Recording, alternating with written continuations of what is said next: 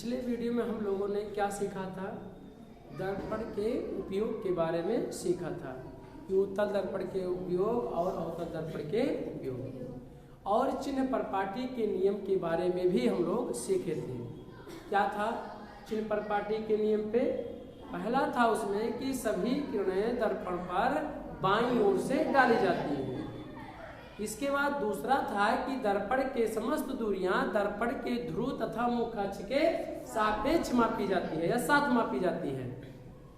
ये भी बताया गया था कि दर्पण के बाईं ओर की दूरी को माइनस चिन्ह के साथ लिखते हैं, जबकि दाईं ओर की दूरी को प्लस चिन्ह के साथ लिखते हैं। ऐसा क्यों? इसलिए जो भी दिशा यानी आपतित किरणों की दिशा में मापी गई दूरी को प्लस चिन्ह के साथ और आपतित किरण की विपरीत दिशा में मापी गई दूरी को माइनस चिन्ह के साथ लिखते हैं। तो इसके बारे में पढ़े थे हम लोग। इसके बाद मुख्य अक्ष के ऊपर ली गई दूरी को प्लस चिन्ह के साथ और नीचे ली गई दूरी को माइनस चिन्ह के साथ लिखते हैं।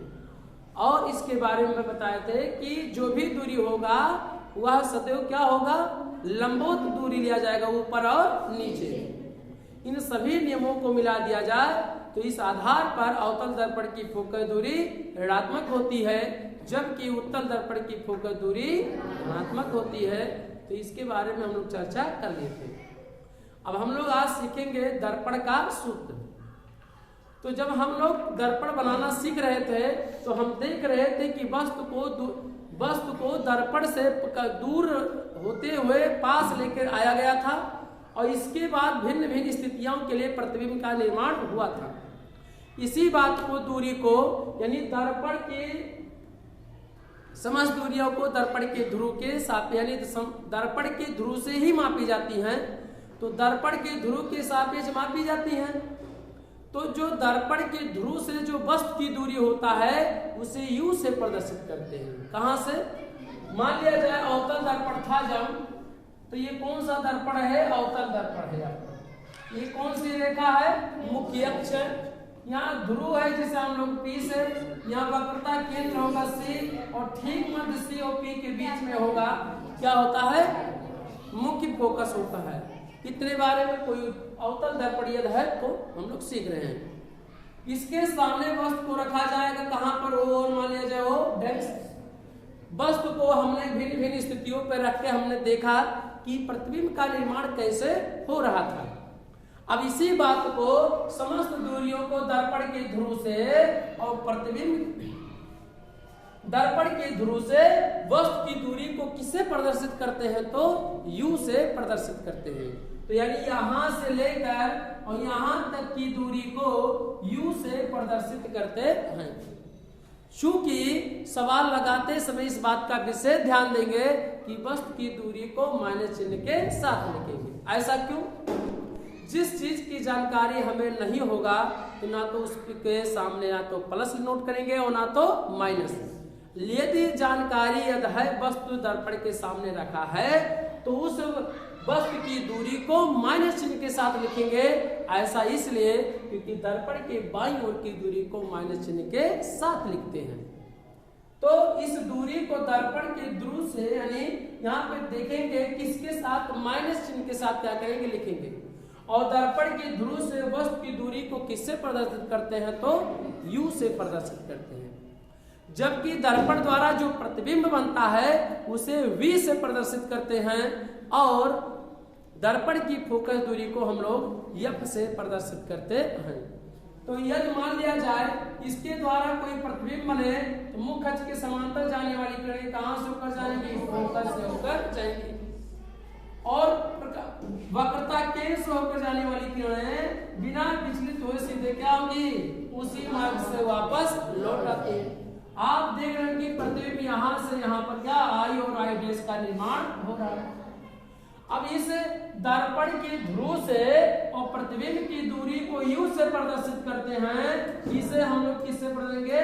V से प्रदर्शित करेंगे। सॉरी मुंह से निकल गया है U, लेकिन दर्पण के ध्रुव से प्रतिबिंब की दूरी को V से क्या करेंगे? प्रदर्शित करते हैं। दर्पण के ध्रुव से प्रतिबिंब की दूरी को V से प्रदर्शित करेंगे, जबकि फोकस दूरी को हम लोग यहाँ से दर्पण के ध्रुव और फोकस दूरी को किससे करेंगे, यहाँ से यहाँ तक यफ से प्रदर्शित करेंगे। और इसके में संबंध स्थापित किया जाए तो एनसीईआरटी के बुक में हम लोग सिलेबस में इसका व्याख्या नहीं है कि कैसे निगमन नहीं है, नहीं तो हम लोग कराते हैं। तो डायरेक्टली हम सूत्र को UVF में संबंध हम लोग याद करेंगे तो क्या मिलेगा हमें 1/b plus 1/u equal to 1/f।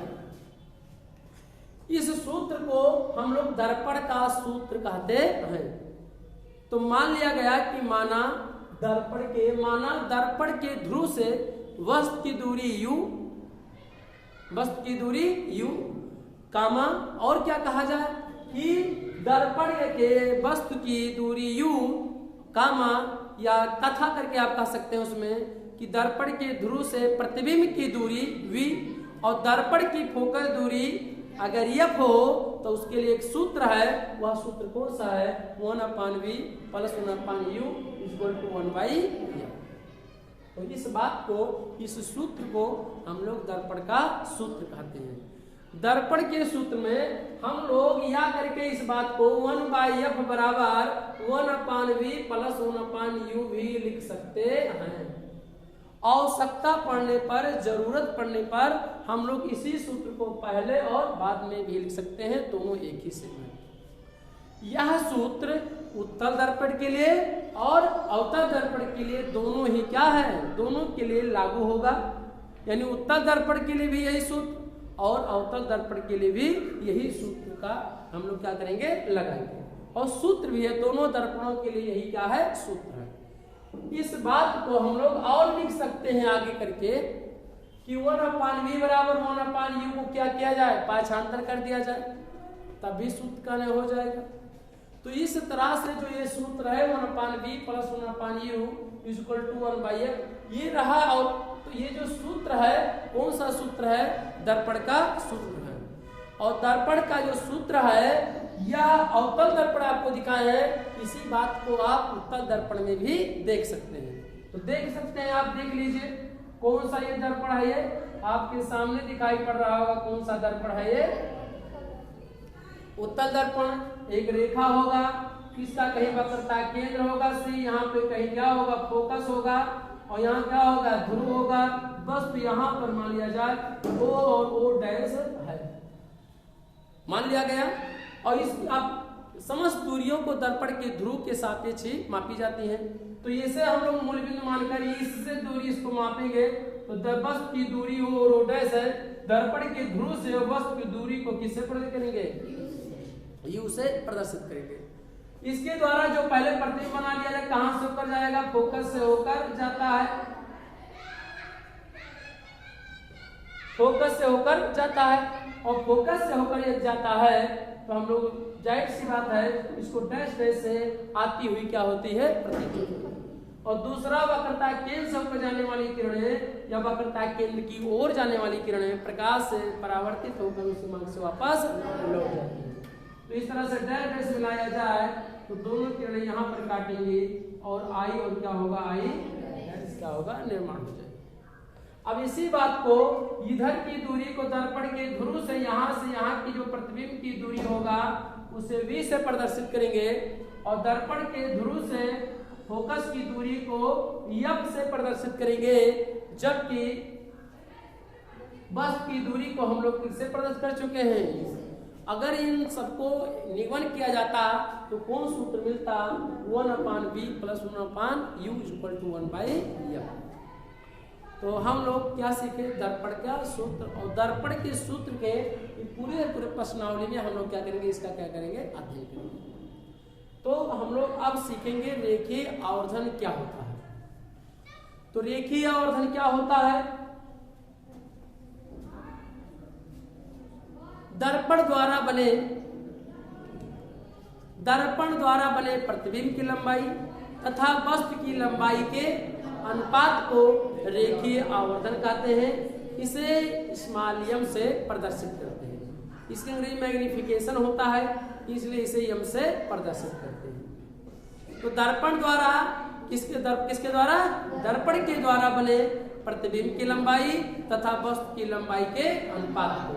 अनुपात का मतलब होता है बटे होता है, यानी दर्पण द्वारा बने प्रतिबिंब की लंबाई बटे वस्तु की लंबाई के अनुपात को रेखीय आवर्धन कहते हैं, जिसे हम किससे प्रदर्शित करते हैं, यम से प्रदर्शित करते हैं।